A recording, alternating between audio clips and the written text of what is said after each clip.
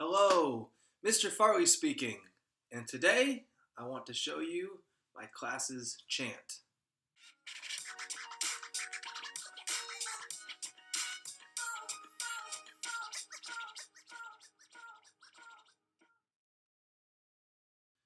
Classroom chant. I've always had a big appreciation for the haka, which of course is from New Zealand. If you've never really seen it, up in the corner here is a link to my favorite haka video, so go check that out. But then come right back here so you can see my class's chant. And I've also had an appreciation for step for a long time, and I've always thought it would be cool to do this sort of chant thing in my room, but I've just never pulled the trigger on it.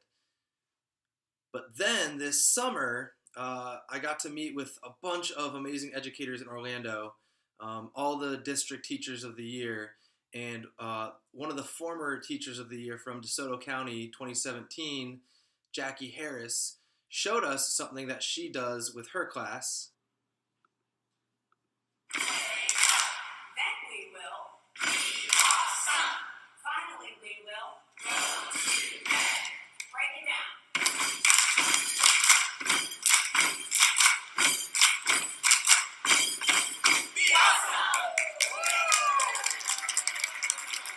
And I left that day committed to this is going to happen in my classroom. We're doing this.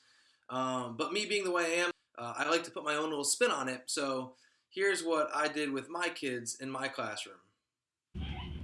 Who are we? We are Hawks.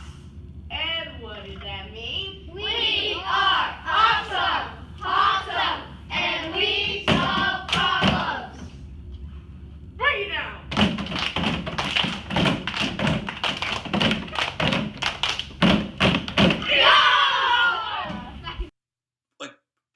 Pretty awesome, right? Like those kids nailed that thing. Super, super awesome. And they actually said to me, Mr. Farley, can you do it once in a while when we're not expecting it and kind of try to test us on it? And then I said no. But then of course I did. Who are we? We are Hawks. Good job. And what does that mean? We are awesome. Awesome. And we solve problems. Good. You guys ready to go? Yeah. All right, let's head back to class. Hold up. Let's go. Break it down!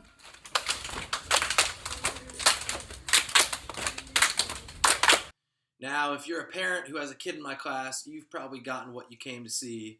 But if you're a teacher, I'd love to give you some tips on how to do this in your class, especially if you're an elementary teacher. I could see middle school, high school, how this would be a little bit harder to do, but maybe you can figure it out. But elementary teachers, I want to give you some tips on how and why to do this. So it really comes down to two elements. Number one, it has to be cool. And if you're thinking, I'm not that creative, I don't think I can do this, let me just reassure you. I didn't do this until I saw someone else put it into action. Jackie, the woman I learned it from, she actually had her daughter help her come up with this chant for her classroom.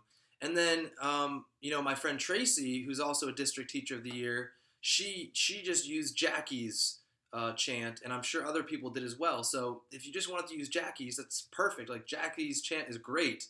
But if you did want to create your own, maybe you do want to explore your creative side, or maybe you know someone who is really creative and you want them to help you. Me personally, I came up with mine, but even the last part, the break it down part, I took that straight from Jackie. And the second thing is that it has to be empowering, right? All my kids in class agreed that we are the sissies, right? They wouldn't really be down with that. Make sure that whatever you're saying in yours gives a message of power.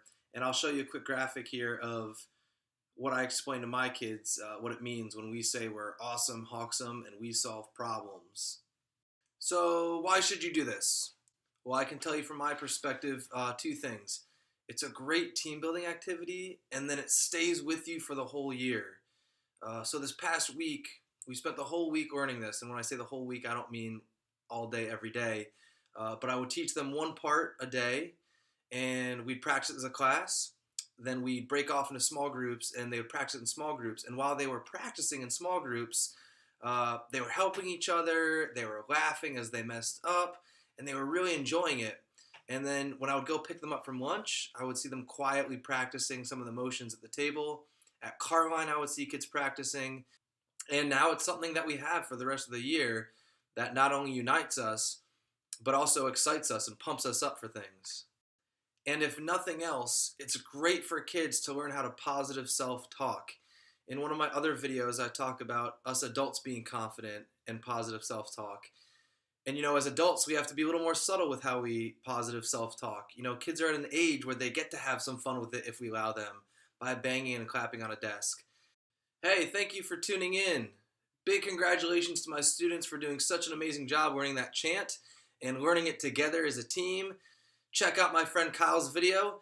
His is also about classroom culture, but kind of takes a different angle at it, so definitely check that out. Farley, signing off. Yeah!